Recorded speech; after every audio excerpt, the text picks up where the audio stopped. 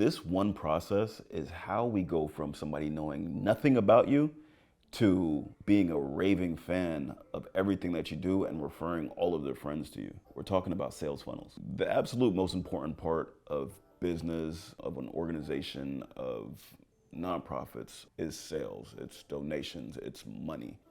In this video, we're talking about how your content takes people through the sales funnel process. So a sales funnel is your customer's journey from not knowing anything about you all the way down to becoming a huge fan of your company and becoming a referral source for you. One of the best ways of integrating this system and integrating a sales funnel is by going through the idea blueprint system step by step to really understand the flow of a customer's journey and to really understand how customers make their decisions on whether or not they're gonna buy your product or service or donate to your organization. We're taking a look at the identity, that's your messaging, your customer identity. Then you're looking at your distribution, that's where you're actually putting your content. The E is for engagement, that's how you're creating the different types of content to really give people an idea on the different elements of your content so that they have a reason for them to acquire your business. So acquisition is taking a look at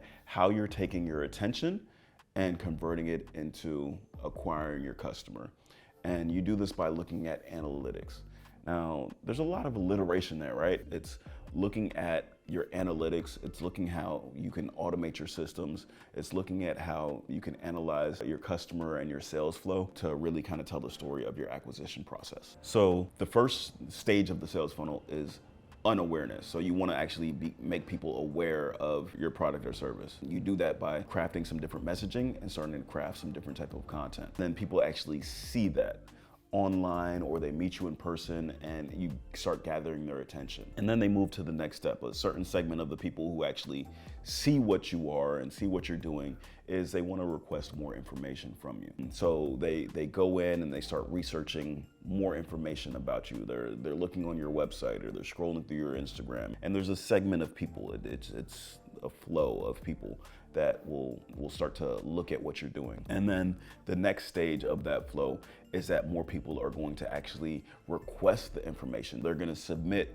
their phone number or their email, or they're gonna shoot you a DM, and then they're gonna say, hey, I want more information about your product or your service or your organization. And then there's another set of people that is gonna be so interested in what you're doing. Not only are they requesting information, but they're actually jumping on a phone call or setting up a meeting to see how they can actually do business with you. So those are qualified buyers or qualified prospects, because you know that you've talked them through what the different options are, you gave them a proposal. And then you have your buyer list. Those are the people that have actually spent money with you to purchase your product or service. Another part of the acquisition process is by studying the different analytics that are associated with the customer's journey. Being able to take a look at your back-end analytics to really kind of see how many different views you had on certain pieces of content is part of your acquisition strategy.